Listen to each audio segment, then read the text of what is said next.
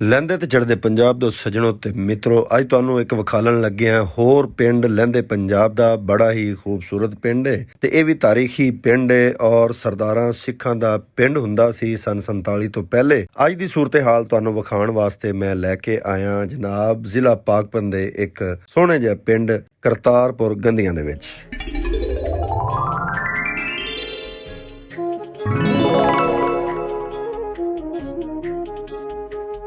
ਮਿੱਤਰੋ, ਇਸ ਵੀਡੀਓ ਦੇ ਵਿੱਚ ਸਰਦਾਰ ਕਰਤਾਰ ਸਿੰਘ ਦੇ ਪਿੰਡ ਕਰਤਾਰਪੁਰ ਗੰਦੀਆਂ ਨੂੰ ਗੰਦੀਆਂ ਕਿਉਂ ਆਖਿਆ ਜਾਂਦਾ ਹੈ, ਇਸ ਪਿੰਡ ਦੇ ਨਾਂ ਨਾਲ ਗੰਦੀਆਂ ਕਿਉਂ ਲਿਖਿਆ ਜਾਂਦਾ ਹੈ, ਜਦਕਿ ਇੱਥੋਂ ਦੇ ਮਕਾਮੀ ਲੋਕ ਵੀ ਇਹ ਨਾਂ ਲਿਖਣ ਤੋਂ ਬਹੁਤ ਕਤਰਾਉਂਦੇ ਨੇ। ਇਹ ਵੀਡੀਓ ਦੇ ਆਖਰ ਦੇ ਵਿੱਚ ਜਾ ਕੇ ਦੱਸਾਂਗਾ, ਲੇਕਿਨ ਉਸ ਤੋਂ ਪਹਿਲੇ ਮੈਂ ਆਪਣੇ ਸਾਰੇ ਚੜ੍ਹਦੇ ਤੇ ਲਹਿੰਦੇ ਪੰਜਾਬ ਦੇ ਮਿੱਤਰਾਂ ਅੱਗੇ ਮੈਂ ਅਪੀਲ ਕਰਾਂਗਾ ਕਿ ਮੇਰੇ ਚੈਨਲ ਨੂੰ ਸਬਸਕ੍ਰਾਈਬ ਕਰੋ, ਲਾਈਕ ਕਰੋ ਤੇ ਅੱਛਾ ਜਿਹਾ ਕਮੈਂਟ ਕਰੋ ਤੇ ਬੈਲ ਆਈਕਨ ਨੂੰ ਵੀ ਲਾਜ਼ਮੀ ਪ੍ਰੈਸ ਕਰ ਲਵੋ।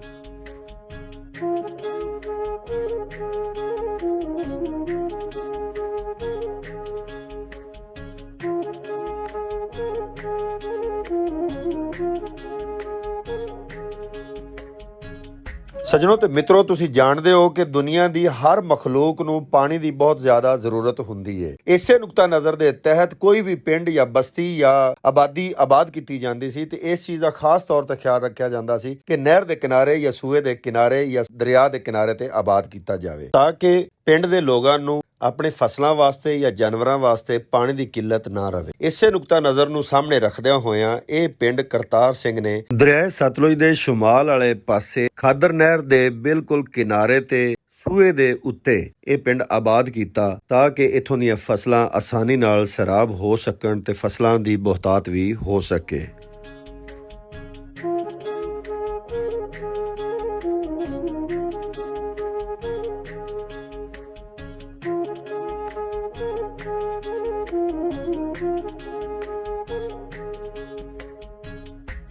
ਮਿੱਤਰੋ, ਮੇਰੇ ਪਿਆਰੇ ਵਤਨ ਪਾਕਿਸਤਾਨ ਦੇ ਵਿੱਚ ਕਰਤਾਰਪੁਰ ਦੇ ਨਾਂ ਤੋਂ ਹੋਰ ਵੀ ਕਾਫੀ ਸਾਰੇ ਪਿੰਡ ਮੌਜੂਦ ਨੇ। ਸਾਡੇ ਜ਼ਿਲ੍ਹਾ ਪਾਕਪਨ ਦੇ ਵਿੱਚ ਵੀ 2 ਪਿੰਡ ਇਸ ਨਾਂ ਤੋਂ ਅੱਜ ਵੀ ਮੌਜੂਦ ਨੇ।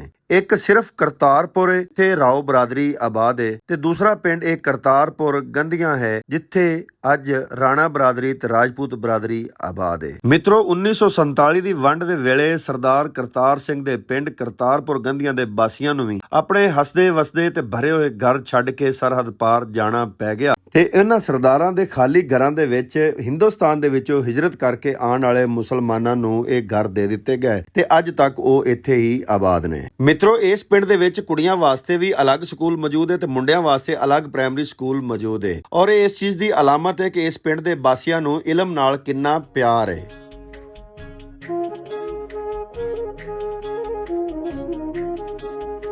ਮਿੱਤਰੋ, ਇਸ ਪਿੰਡ ਦੇ ਵਿਚਾਲੇ ਇੱਕ ਜਾਮਿਆ ਮਸਜਿਦ ਵੀ ਹੈ ਜਿਹਦਾ ਨਾਂ ਹੈ ਮਸਜਿਦ ਰੁਕਈਆ ਸੁਲਤਾਨਾ। ਯਕੀਨਨ ਇਹ ਪਿੰਡ ਵਾਲਿਆਂ ਦੀ ਮੁਹੱਬਤ ਦੀ ਅਲਾਮਤ ਹੈ ਔਰ ਇਸਲਾਮ ਨਾਲ, ਦੀਨ ਨਾਲ ਪਿਆਰ ਕਰਨ ਵਾਲਿਆਂ ਦੀ ਅਲਾਮਤ ਹੈ ਕਿ ਮਸਜਿਦ ਬਹੁਤ ਹੀ ਖੂਬਸੂਰਤ ਹੈ।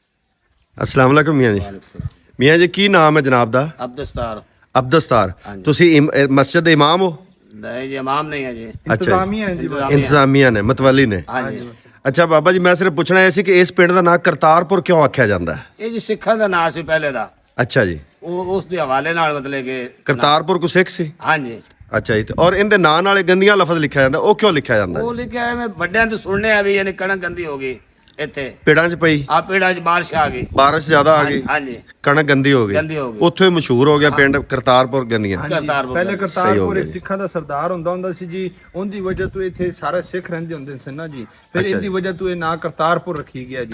ਫਿਰ ਉਸ ਤੋਂ ਬਾਅਦ ਜਿਵੇਂ ਪੀੜੀ ਤੋਂ ਪੀੜੀ ਸਿੱਖ ਚਲੇ ਗਏ, ਉਸ ਤੋਂ ਬਾਅਦ ਜਿਵੇਂ ਫਿਰ ਪੀੜੀ ਆਈ ਸਾਡੀ, ਉਹ ਬਜ਼ੁਰਗ ਦੱਸਦੇ ਸਨ 47 ਵੇਲੇ ਚਲੇ ਗਿਆ। ਹਾਂਜੀ ਬਿਲਕੁਲ। ਫਿਰ ਉਹ ਦੱਸਦੇ ਹੁੰਦੇ ਸੀ ਜੀ ਕਿ ਕਣਕ ਜਿਹੜੀ ਹੈ ਨਾ ਜੀ, ਉਹ ਥੋੜੀ ਜਿਹੀ ਗੰਦੀ ਹੋ ਗਈ ਸੀ, ਪੀੜਾਂ 'ਚ ਪਈ ਉਸ ਵਜ੍ਹਾ ਤੋਂ ਫਿਰ ਉਹ ਪੂਰੇ ਇਲਾਕੇ ਦੀ ਸਹੀ ਰਹੀ, ਇਹਦੀ ਗੰਦੀ ਹੋ ਗਈ। ਇਹਨਾਂ ਨੇ ਫਿਰ ਪਿੰਡ ਦਾ ਨਾਂ ਗੰਦੀਆਂ ਰੱਖ ਦਿੱਤਾ, ਕਰਤਾਰਪੁਰ ਗੰਦੀਆਂ। ਹੁਣ ਕਰਤਾਰਪੁਰ ਗੰਦੀਆਂ ਸਦਿੰਦਾ ਜੀ। ਕੀ ਮੇਰੇ ਦੋਸਤ ਦਾ ਨਾਂ ਕੀ ਹੈ? ਸਫਦਰ ਖਾਨ ਪਠਾਨ ਜੀ। ਸਫਦਰ ਖਾਨ ਪਠਾਨ। ਤੁਸੀਂ ਇੱਥੋਂ ਦੇ ਰਹਿਸ਼ੀ ਹੋ? ਹਾਂਜੀ ਬਿਲਕੁਲ। ਚਲੋ ਮਾਸ਼ਾਅੱਲਾ, ਮਿਲ ਕੇ ਬੜੀ ਖੁਸ਼ੀ ਹੋਈ ਜਨਾਬ, ਬਹੁਤ ਮਿਹਰਬਾਨੀ ਜੀ। ਅਸਲਾਮ ਵਾਲੇਕੁਮ। ਸਾਡਾ ਸਲਾਮ ਹੈ ਜੀ ਸਾਰੇ ਭਾਈਆਂ ਨੂੰ ਜਿਹੜੇ ਦੇਖਣ ਵਾਲੇ ਨੇ ਜੀ। ਇਹ YouTube ਚੈਨਲ ਹੈ ਜੀ ਸਾਡੇ ਦਾ ਆਏ ਨੇ ਬੜੀ ਦੂਰੋਂ ਮਾਸ਼ਾਅੱਲਾ, ਸਿਰਫ ਇਹ ਪਿੰਡ ਦਾ ਵਿਜ਼ਿਟ ਕਰਨਾ ਸੀ। ਇਹਨਾਂ ਦਾ ਚੈਨਲ ਸਬਸਕ੍ਰਾਈਬ ਵੀ ਕਰੋ ਤੇ ਬੈਲ ਆਈਕਨ ਵੀ ਦਬਾਓ ਹਾਂਜੀ ਬਹੁਤ ਸ਼ੁਕਰੀਆ ਜਨਾਬ, ਥੈਂਕ ਯੂ ਜੀ। ਮਿੱਤਰੋ, ਜਿਸ ਤਰ੍ਹਾਂ ਤੁਸੀਂ ਸੁਣ ਰਹੇ ਹੋ ਕਿ ਇਸ ਪਿੰਡ ਦੇ ਨਾਂ ਨਾਲ ਗੰਦੀਆਂ ਕਿਉਂ ਲਿਖਿਆ ਜਾਂਦਾ ਹੈ, ਕਿ ਉਸ ਦੌਰ ਦੇ ਵਿੱਚ ਜਦੋਂ ਕਰਤਾਰ ਸਿੰਘ ਇਸ ਪਿੰਡ ਦਾ ਨੰਬਰਦਾਰ ਹੁੰਦਾ ਸੀ, ਉਹਨਾਂ ਦਿਨਾਂ ਦੇ ਵਿੱਚ ਬਾਰਿਸ਼ ਬਹੁਤ ਜ਼ਿਆਦਾ ਹੋਈ, ਜਦਕਿ ਬਾਕੀ ਪਿੰਡਾਂ ਦੇ ਵਿੱਚ ਬਾਰਿਸ਼ਾਂ ਦੀ ਵਜ੍ਹਾ ਤੋਂ ਫਸਲਾਂ ਬਰਬਾਦ ਨਹੀਂ ਹੋਈਆਂ। ਇਸ ਪਿੰਡ ਦੀ ਫਸਲ ਜਿਹੜੀ ਹੈ ਉਹ ਸਾਰੀ ਹੀ ਗੰਦੀ ਹੋ ਗਈ, ਜਿਹੜੀ ਵਜ੍ਹਾ ਤੋਂ ਇਸ ਪਿੰਡ ਦਾ ਨਾਮ ਵੀ ਕਰਤਾਰਪੁਰ ਗੰਦੀਆਂ ਮਸ਼ਹੂਰ ਹੋ ਗਿਆ ਕਿ ਇੱਥੇ ਪਈਆਂ ਫਸਲਾਂ ਜਿਹੜੀਆਂ ਨੇ ਉਹ ਗੰਦੀਆਂ ਹੋ ਜਾਣ।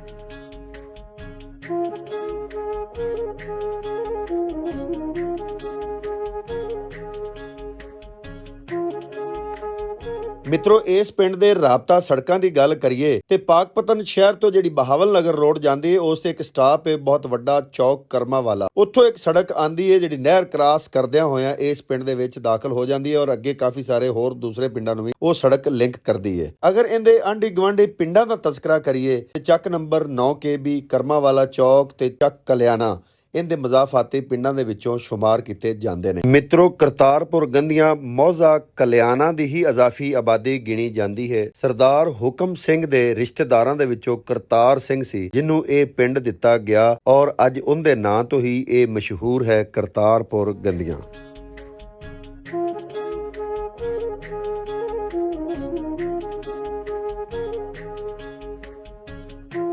ਮਿੱਤਰੋ, ਇਸ ਪਿੰਡ ਦੀਆਂ ਫਸਲਾਂ ਦੀ ਗੱਲ ਕਰੀਏ ਤੇ ਆਲੂ, ਮਕਈ, ਕਪਾਸ, ਗੰਦਮ ਬੜੀਆਂ ਅਹਿਮ ਫਸਲਾਂ ਨੇ, ਲੇਕਿਨ ਇਹਨਾਂ ਫਸਲਾਂ ਦੇ ਨਾਲ ਜਿਹੜੀ ਸਭ ਤੋਂ ਅਹਿਮ ਫਸਲ ਇਸ ਦੀ ਗਿਣੀ ਜਾਂਦੀ ਹੈ ਉਹ ਹੈ ਬਾਂਸਾਂ ਦੇ ਬਾਗ। ਬਾਂਸਾਂ ਦੇ ਬਾਗ ਬਹੁਤ ਜ਼ਿਆਦਾ ਨੇ ਔਰ ਪੂਰੇ ਪਾਕਿਸਤਾਨ ਦੇ ਵਿੱਚ ਇੱਥੋਂ ਬਾਂਸ ਸਪਲਾਈ ਕੀਤਾ ਜਾਂਦਾ ਹੈ।